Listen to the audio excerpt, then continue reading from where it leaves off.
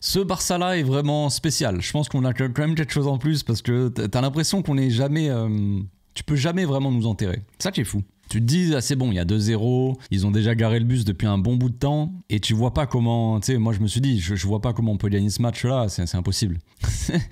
Tu finis le match à 4-2, 4-2 pour le Barça, victoire, petite remontada aussi. Ce Barça-là est imbattable presque, on va dire. Débrief à chaud, c'est parti.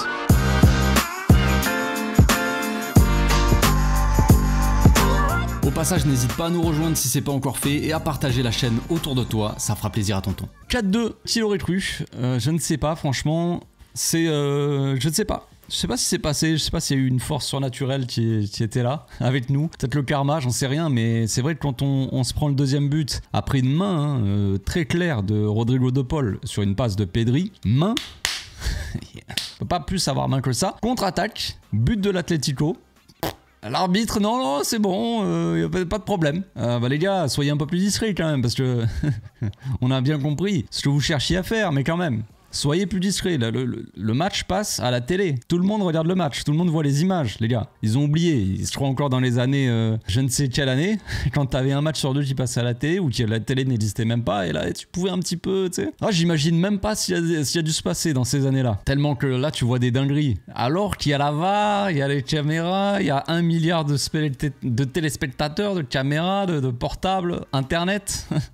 Mais quand même, il continue quand même à valider des buts comme ça. Bon, pourquoi pas? Allez, donc le Barça a failli se faire voler, mais non. Finalement, on est revenu au score et puis on a fini quand même par gagner ce match-là avec une entrée assez spéciale de notre super sub préféré, El Tiburon, le requin, qui est venu sur le terrain, il est venu, il a vu, il a vaincu cet Atlético Madrid qui nous avait posé des problèmes la dernière fois en Ligue 1, qui nous avait battu chez nous, on est allé les battre chez eux. En Coupe d'Espagne, la dernière fois, on a fait 4-4 quand même, on a pris énormément de buts. Voilà, on sait que les matchs contre l'Atlético cette saison, c'est assez spectaculaire. Il en restera un quand même, au match retour en Coupe d'Espagne au retour de la trêve. Donc j'ai hâte de voir ce match-là. Je me dis, qu'est-ce qui va se passer? Qu'est-ce qui va se passer? Ils vont pas garer un bus devant, ils vont garer carrément un aéroport. Tu sais, il va y avoir plusieurs avions devant le... Je sais pas ce qui va se passer, mais j'ai quand même hâte de voir ce match. Donc, concernant la composition d'équipe, il y avait une petite surprise en début de match. C'était l'absence de Frenkie de Jong et la titularisation de Casado. On se demandait un petit peu pourquoi. Je pensais que, au début, on en avait parlé dans le live d'avant-match. Je pensais que c'était tactique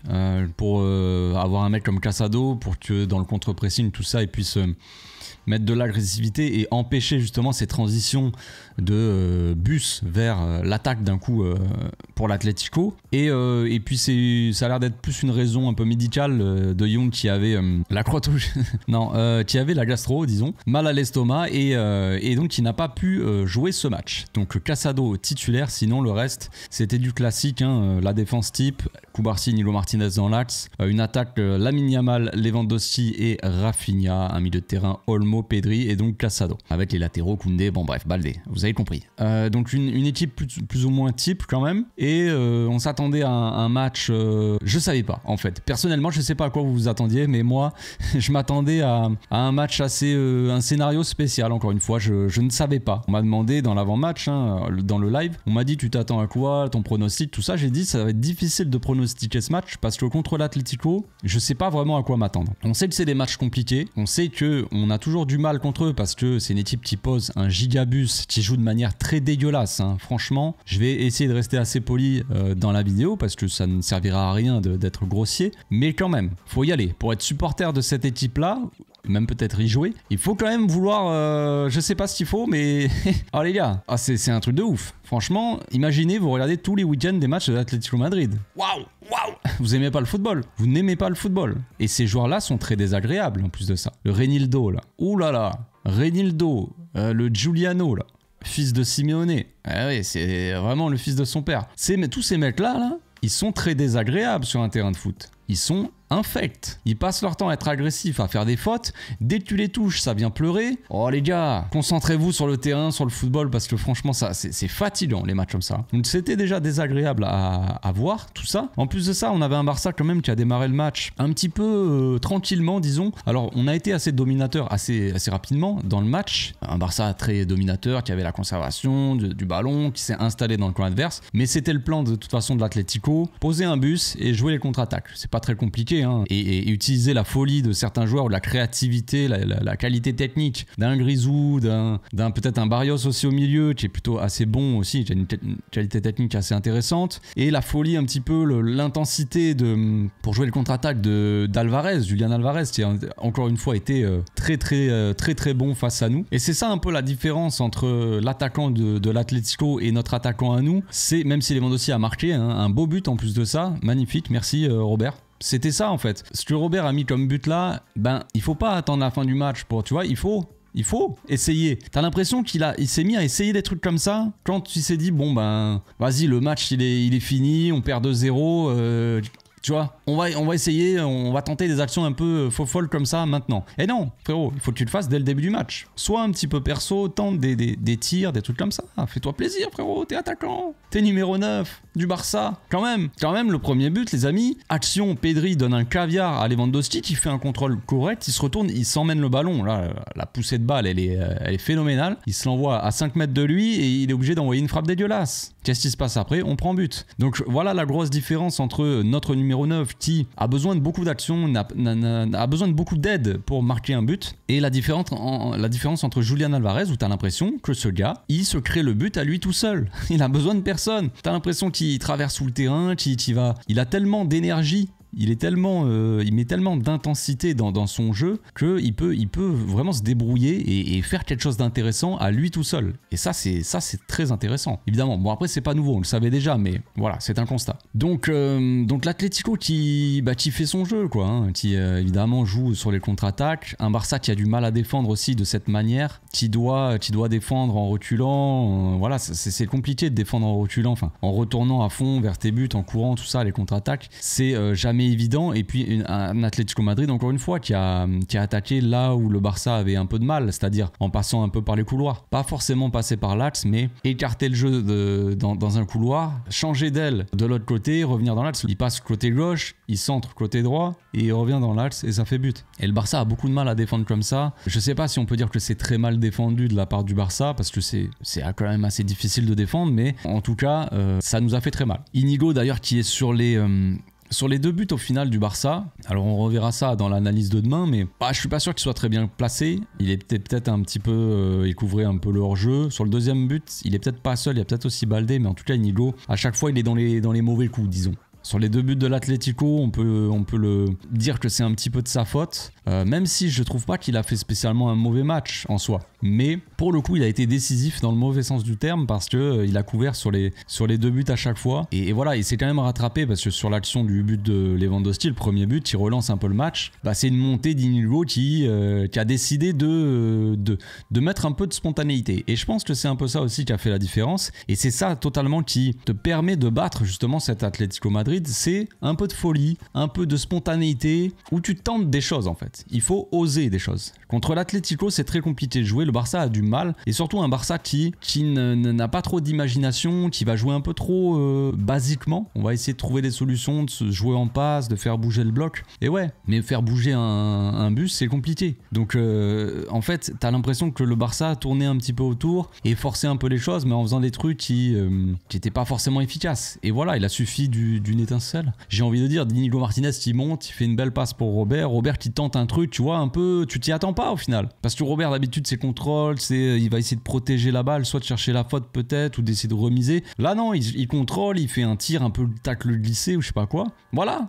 Un peu de surprise, un peu de spontanéité, et direct ça fait but. Le seul qui va mettre un petit peu de spontanéité et qui va être du coup le plus dangereux, c'est qui? C'est Lamine Yamal, avec des belles combinaisons avec Dani Olmo en début de match. Après rapidement Dani Olmo on l'a plus trop vu. Rafinha pareil, un petit peu on le voyait pas trop en début de match, même s'il a été très utile et décisif en fin de match. Pedri aussi, même Koubarsi qui a loupé quelques passes, il n'y avait pas un match fou. De la part de l'équipe, franchement, on n'était pas sur une masterclass. Concrètement. On avait quand même un match assez moyen de la part du Barça, même si on était dominateur, même si tu voyais qu'on était supérieur, qu'on était au-dessus, il n'y avait pas de problème avec ça, parce que nous on joue au football en fait, mais quand même, tu sentais qu'il manquait quelque chose, quoi. Il manquait ce petit truc en plus pour faire vraiment la différence, tu vois, pour un peu enflammer le match ou essayer de rivaliser. Sur l'Atlético, c'est pas très compliqué, ils ont une action, ils mettent un but, hein, et ils ont une deuxième action, ils mettent deux buts, tu vois, c'est pas, il y a pas trop ils ont pas beaucoup d'actions à se mettre sous la dent, c'est vraiment, va falloir falloir être très efficace. Et pour le coup, ils le sont énormément. Et Sorloth, encore une fois,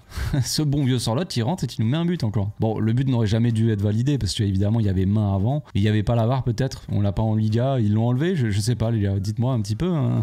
C'est un peu surprenant, mais bon, on n'est plus à ça après. En Liga, on connaît un peu l'histoire. Mais ouais, Sorloth, il rentre et il marque encore. Hein. Lui, décidément, il est en mission contre nous.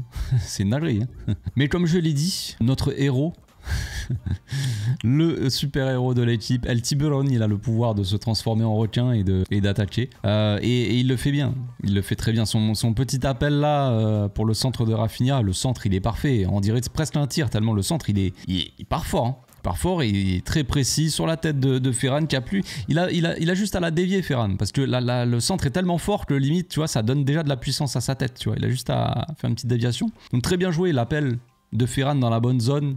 Il voit l'espace libre, il y va, alors que Lewandowski avait attiré un peu tous les regards à l'attention des défenseurs centraux. Et Raphinha, ouais, qui fait le bon centre aussi, ça fait but. Et c'est magnifique. Là, on se dit 2-2, et je me dis, et si et si c'était pas le moment de revenir dans le match, et si l'histoire n'allait pas être un petit peu plus folle que ça, parce que franchement, j'y croyais pas, comme je vous l'ai dit tout à l'heure. 2-0, je me suis dit, le match est plié, c'est bon, on n'arrive pas, je voyais pas. Je voyais pas comment on pouvait gagner et c'est ce qui rend ce Barça encore plus fou, quoi. Encore plus surnaturel. Parce que là, tu reviens et tu gagnes 4-2. 4-2. La dinguerie. T'as une frappe de Lamine Yamal, tu te dis, elle est contrée en plus, tu vois. Et ça, c'est vraiment ça, c'est pour ça, le petit karma, tu vois. Le coup de la main qui il marque sur la contre-attaque et le but n'a pas été annulé. Eh ben voilà, on a cette petite réussite à nous aussi. Lamine Yamal qui tente une frappe qui est, je sais même pas si elle aurait été cadrée, mais en tout cas, elle est déviée. Elle trompe complètement le gardien, ça fait 3-2. Là, tu sens un peu la folie, tu vois. Et tu dis, bon, va falloir être solide parce qu'à tout moment, évidemment, on peut prendre un but de la tête de Sorloth ou un truc comme ça. On connaît l'histoire. On sait que l'Atlético, en fin de match, dans les dernières secondes, les dernières minutes, ils ont marqué beaucoup de buts cette saison. Donc, il fallait être solide, fallait tenir le score. Il y a Ronald, entre-temps, qui est rentré. Eric Garcia aussi, qui avait remplacé Casado. Gérard Martin, qui a remplacé Baldé. Donc, Ferran aussi, qui est rentré, évidemment. Gavi, même à la fin, qui a remplacé Pedri. Pour mettre un petit peu plus, peut-être, d'agressivité, plus pour les dernières minutes, tu vois. Et puis, en fin de match, Raphinha, ce bon vieux Raphinha, ce diable de Raphinha, qui n'arrête jamais de presser. On joue la 95e, 96e minute, je n'en sais rien, je sais plus. Et Raphinha, comme un mort de faim, comme d'hab, qui va presser encore et qui va récupérer la balle. Et la balle va arriver sur Ferran. Et le Tiburon, tel David Villa Prime, qui s'approche de la surface et qui met un but. Je sais pas. Je ne sais pas quoi penser de Ferran Torres. Le mec est surtout très bon quand il rentre en cours de match, quand super sub quoi. Plus que quand il est titulaire, parce que quand il est titulaire, tu sais, il rentre là, il a mis un doublé. Tu te dis, ouais, le prochain match c'est titulaire. Et dès qu'il est titulaire, on va pas trop le voir, il va avoir un peu de mal, tout ça. Mais quand il rentre, quand même, c'est un sacré joueur. Titulaire 7 fois, Ferran, il a mis 7 buts. Sachant qu'il a mis quand même beaucoup plus de buts en étant remplaçant. Mais ouais, c'est Ferran Torres. Ça reste une énigme. Mais c'est à l'image un petit peu de ce match-là, tu sais, où tu te dis, c'est un peu surnaturel.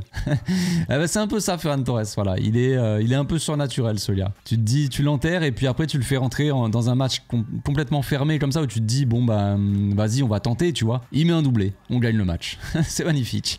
Donc le Barça qui s'en va en trêve, parce que c'est la trêve les amis, et en étant premier, avec l'égalité de points avec le Real Madrid, avec un match en moins, mais à la différence de but largement supérieure. Donc ça fait plaisir, ça va faire du bien aux joueurs au moral. L'Atlético, ça va pas leur faire du bien après l'élimination contre le Real Madrid au milieu de semaine, et là une défaite donc contre le Barça en Liga dans la course au titre. Mais à vrai dire, je m'en fous un petit peu de l'Atlético.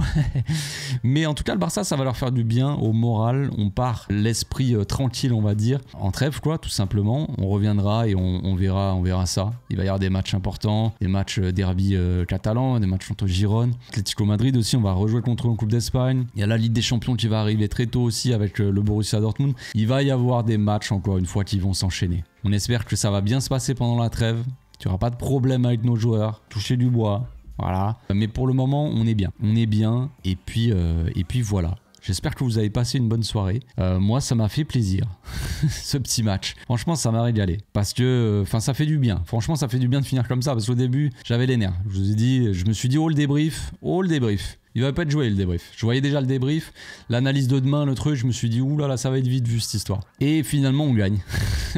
Donc, on se la régale et on est de bonne humeur. Je vous souhaite une bonne fin de week-end, une bonne fin de soirée. Et je vous dis à demain.